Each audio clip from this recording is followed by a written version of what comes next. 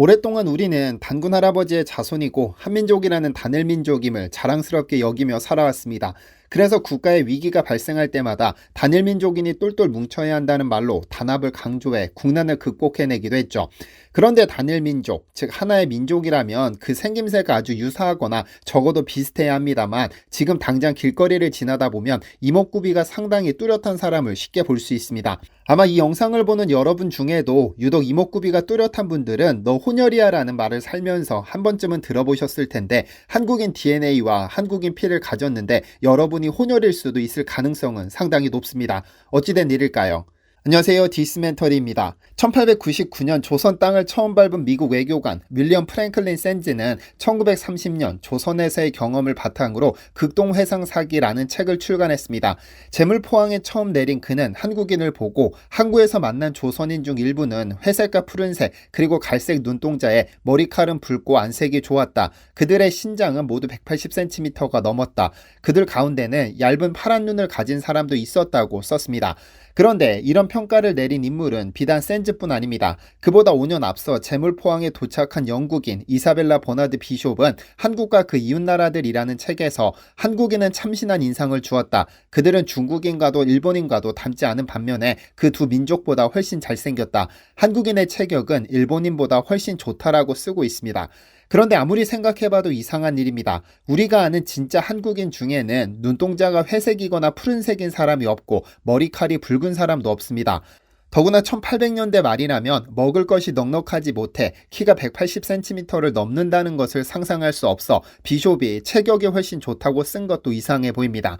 그런데 눈파란 외국인이 본 사람들이 특정 계급이라면 이런 평가가 가능합니다. 만약 그들이 백정을 봤다면 말이죠. 아마 백정이라는 단어는 많이 들어보셨을 텐데, 원래 백정은 고려시대까지 평범한 농민층을 일컫는 호칭이었습니다. 그때까지만 하더라도 그들은 천민 집단에 속하지도 않았고 차별을 받는 집단도 아니었죠. 원래 고려시대에는 제인과 화척이라는 천민 집단이 존재했었는데, 제인은 창극을 하거나 악기를 연주하는 이들을, 화척은 도축이나 도살업에 종사하던 이들을 의미합니다. 그러다 새 국가가 세워졌지만 제인과 화척은 여전히 아웃사이더였습니다. 정착해서 농사를 지을 토지가 없던 그들은 생계 유지를 위해 전국을 유랑하며 고리버들 제품을 제작해 판매하거나 사냥한 짐승을 도축해 판매하며 살았습니다. 이렇게 떠돌이 빈민 집단이었던 그들은 농업에 종사하는 대다수의 백성들과 다른 생활 양식이나 직업을 갖고 있었고, 관적이나 부역도 모른 채 국가의 통제에서 벗어나 있었죠. 또 그들은 농업에 필요한 소의 도살 금지를 어겼고, 때를 지어 약탈 행위를 하며 심지어 외구로 가장하여 도적질을 일삼기도 했습니다. 고려시대부터 내려온 그러한 특징은 조선시대에도 크게 바뀌지 않은 채 지속되고 있었던 겁니다.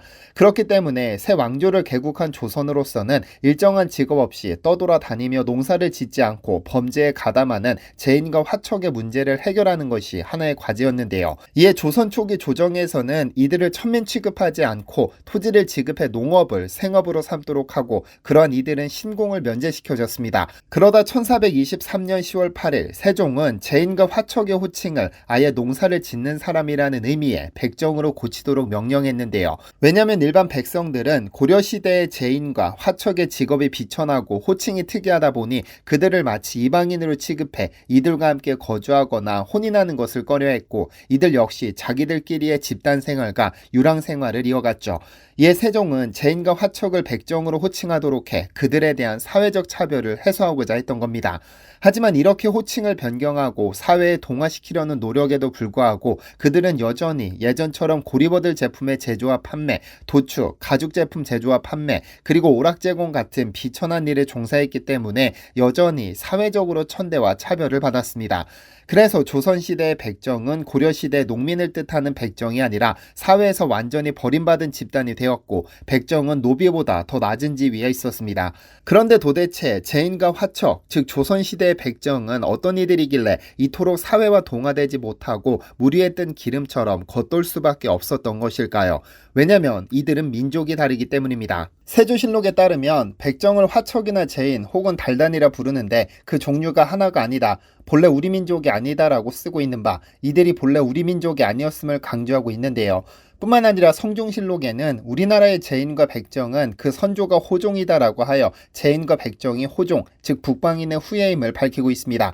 이 말은 사실입니다. 한반도 위쪽의 북방인들은 부단하게 한반도로 흘러들어왔는데 삼국통일 당시 나당 전쟁으로 수많은 거란인과 말갈인이 당나라 군사와 함께 한반도로 들어왔고 후백제를 공격하던 태조왕건의 흑수, 달고, 철륵 등의 용병들이 포함되어 있습니다. 뿐만 아니라 고려시대에도 여진족, 거란족 등이 기화하거나 포로가 되어 왔기 때문에 이들을 수용한 별도의 거주지인 거란장도 존재했죠. 달다는 원래 몽고족의 한 부족인 타타르를 부르던 말이지만 달다는 몽고지방 또는 몽고족 전체를 칭했습니다. 그러니까 한반도에는 여진족, 거란족, 말갈족, 타타르족, 송나라, 발해 유민 등등 수많은 외국인이 이주해왔고 조정은 이러한 북방 유목민을 정착시키면서 거란장을 포함해 한 곳에 모여 살게 하고 천민으로 살도록 했습니다. 고려시대 외국인 이주 현황을 조사한 연구에 따르면 고려에 살았거나 왕래했던 외국인은 연간 수십만 명에 달해 전체 인구 약 250만 명의 고려에서 최소 10%가량이 고려에 살거나 왕래했습니다. 1033년 한 해 동안 기록된 고려사 기사 53건 중 26건이 외국인의 왕래 및 이주와 관련된 것일 만큼 고려시대 외국인 정책은 유연했는데요. 그러다 조선시대로 접어들어 고려시대의 화척과 제인을 백정으로 고쳐 부르도록 했고 일반 백성들과의 혼인을 장려하게 된 겁니다. 물론 대부분은 물에 뜬 기름처럼 사회에 동화되지 못하고 이전의 생활 방식을 유지했지만 적지 않은 수의 백정은 사회에 동화되어 벼슬길에 오르기도 했는데 이 과정에서 북방 유목민과 일반 백성의 혼혈이 태어나기 시작한 겁니다. 북방 유목민의 특징은 지금 우리가 TV에서 보는 몽골 유목민, 즉 눈썹이 짙고 움푹 들어간 눈에 엷은 색의 눈동자, 유독 하얗거나 유독 까무잡잡한 피부가 특징입니다. 평범한 황인종과는 이목구비가 달랐던 것이죠. 이렇게 혈통이 자연스럽게 섞이면서 백정은 더 이상 북방 유목민이 아니라 전문 도축업자를 가리키는 말로 자리 잡았는데요. 수백 년에 걸쳐 자연스럽게 한국 사회로 스며들며 자연스럽게 잊혀졌지만 진짜 뿌리는 달랐던 것이고 뚜렷한 이목구비 때문에 혼혈이라는 말을 듣는 것도 그 선조가 진짜 외국인이어서 그럴 가능성이 상당히 높습니다. 그러나 백정은 사회적인 노력에도 미천하고 비천해 노비보다도 낮은 계급, 쉽게 말하면 인도의 불가촉 천민으로 인식됐습니다. 그 핵심에는 그들이 우리와 다른 이종이라는 인식이 깔려 있었기 때문으로 백성들은 그들의 선조는 오랑캐의 종족이라는 낙인을 찍었습니다. 더구나 국가에서는 그들은 다른 종족이라 여겨 군역도 부여하지 않으면서 외래 종족이라는 점을 기정사실화했죠. 조선시대는 지금처럼 사회적으로 성숙하지 못했기 때문에 백정에 대한 차별은 실로 대단했습니다. 백정들은 돈이 있어도 기와집에 살 수 없으며 일반민들과 떨어진 성밖의 일정 지역에 모여 살았습니다. 명주옷을 입거나 망건, 가죽신을 신을 수 없었고 두루마기도 입을 수 없었죠. 신발도 맨발이거나 검정버선의 집신을 신었으며 머리도 삭발을 해야 하고 수염도 길러서는 안 되었습니다. 털모자도 쓸 수 없고 상투를 틀지 않은 채 패랭이를 써 신문을 드러내야만 했습니다. 심지어 패랭이가 끝도 대나 구슬, 배로 만든 건 맬 수 없었으며 종이나 지프로 새끼를 꼬아 매야만 했는데요. 그리고 여자들은 비녀를 꽂을 수 없었습니다. 일반민 어린이에게도 항상 복종하고 소인이라 칭해야 했으며 나란히 길을 걸을 수 없었습니다. 성과 이름도 제대로 쓸 수 없었고 호적에 올리기 위해 이름을 썼지만 이름에 충, 효, 인, 의와 같은 의미를 담은 한자는 쓸 수 없어 금걸, 만석, 억석, 무검, 소개 등과 같은 단순한 이름을 써야 했습니다. 일반민들과 함께 담배를 피우거나 술을 마실 수 없었고 음식점에도 들어갈 수 없었는데 겨우 음식점에 들어가도 토방에 따로 앉아서 술을 마셔야 했죠. 백정의 차별은 죽은 후에도 지속됐습니다. 상복이나 상여를 사용할 수 없었고 풍수를 볼 수 없었고 묘지도 일반인 묘지보다 낮은 곳에 써야 했습니다. 또한 함부로 직업도 가질 수 없어 백정은 도살업, 육류 판매, 피역, 쇠기름 생산 판매, 소의 피를 이용한 식품 제조와 판매, 가축의 내장과 뼈 판매, 이를 이용한 음식점 등 외에는 별다른 직업을 가질 수도 없었습니다. 그리고 특히 이러한 직업이 그들을 더욱 천하게 만들었죠. 농경사회인 조선에서 농사에 필요한 소의 도살은 일상적인 일이 아니었습니다. 그러나 재미있는 점은 예를 지극히 중요시하는 조선에서 조상에 대한 제사는 궁에서도 빼놓을 수 없는 의식이었죠. 그런데 이 제사에 꼭 필요한 것이 소고기인데 소를 직접 잡고 싶지는 않고 소에 대한 도축을 백정에게 전담시켰습니다. 그러면서 천한 일을 한다며 천대했죠. 그러나 이러한 차별은 일제강점기까지도 이어졌는데 해도 해도 너무 심각해지자 이에 대한 반발이 시작됩니다. 바로 형평사 운동인데요. 쉽게 말하면 백정들의 신분해방 운동입니다. 1894년 7월 30일 단행된 갑오개혁으로 조선에서는 공식적으로 신분제가 폐지됐습니다. 당시 천민대우를 받던 노비 등에 대한 면천이 개혁안에 담겼죠. 하지만 이 개혁안에 백정에 대한 언급은 없었습니다. 1896년 제정된 호구조사 규칙에는 백정들도 일반인처럼 호적에 올릴 수 있었지만 1909년 제정된 민족법에는 백정들은 본정란에 반드시 도한, 즉 도살업을 하는 자라는 붉은 글씨를 써야 했습니다. 누구나 쉽게 백정임을 알 수 있었죠. 결국 골맞던 불만이 터지고 맙니다. 1923년 4월 경남 진주에서 백정에 대한 신분차별을 철폐하고 평등사회를 만들자는 목적 아래 형평사가 창립됐는데요. 형평사원들은 백정이란 호칭을 모욕적으로 받아들이며 그 호칭을 들을 때마다 분노하고 그렇게 부른 사람들과의 싸움을 마다하지 않으면서 그 호칭과 차별을 철폐하기 위한 활동을 펼쳤습니다. 그리고 불과 1년 사이 전국에 79개 지사와 분사를 거느린 대규모 조직이 됐습니다. 형평사 설립을 주도한 이학찬은 진주중앙시장에서 정육점을 하던 자산가였습니다만 재산이 넉넉해도 아들을 학교에 입학시킬 수 없게 되자 형평사 창립을 주도해 백정해방운동에 나섰습니다.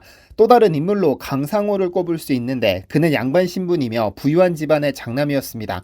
진주 사회에서 대표적인 지식인으로 꼽히던 그는 어느 날 충격적인 사건을 목격했습니다. 진주공원에서 청년들에 의해 백정 한 명이 죽임을 당하는 꼴을 본 것이죠. 청년들은 백정마을에 사는 백정을 강제로 데려와 개를 잡으라고 강요했으나 그들의 요구를 완강하게 거절하자 결국 매질을 시작합니다. 매질을 견디지 못한 그 백정은 결국 사망하고 말죠. 이에 백정들이 청년들을 고소했으나 법원은 죽은 백정은 호적이 없으므로 살인죄를 적용할 수 없다고 봤습니다. 즉 살인죄가 성립되려면 죽은 자의 신원이 확인되어야 하지만 아무런 법률적 증거가 없으므로 산짐승이나 벌레를 죽인 것과 마찬가지라는 겁니다. 이 사건을 계기로 강상호는 신분을 뛰어넘은 백정 해방 활동을 시작하게 된 겁니다. 만일 단일민족이라는 용어가 단군이래로 이어진 하나의 혈통을 의미한다면 단일혈통이라 불러야 합니다. 그런데 오늘 살펴보았듯 이미 삼국시대부터 한반도에는 수많은 북방 유목민이 이주해왔고 그들로부터 시작해 조금씩 피가 섞이기 시작했습니다. 이렇듯 전 세계 그 어디에도 진돗개와 같은 단일 순수종자와 같은 민족은 없습니다. 수사적으로 표현할 수는 있겠지만 과학적으로는 불가능한 이야기죠. 그래서 단일민족 국가 또는 단일혈통 국가를 내세우는 것은 아무런 과학적 근거도 없는 정신승리에 불과합니다. 600만 명이 넘는 인구로 한국에서 가장 많은 씨족을 형성하고 있는 김해 김씨는 지금으로부터 2000년 전 김수로 왕과 혼인한 허황으로부터 피가 이어졌습니다. 한국에서 가장 많은 씨족의 조상부터 인도인인 마당에 왜 굳이 단일 혈통을 내세워 차별하고 천하게 여겼던 것인지 조금 이해가 되지 않습니다. 시청해주셔서 감사합니다. 디시멘터리에서는 여러분의 제보를 기다립니다. 제 채널에서 다뤘으면 좋겠는 뉴스 또는 널리 알려졌으면 하는 영상은 디시멘터리 네이버.com으로 보내주시면 소중히 제작하겠습니다. 시청해주셔서 감사합니다.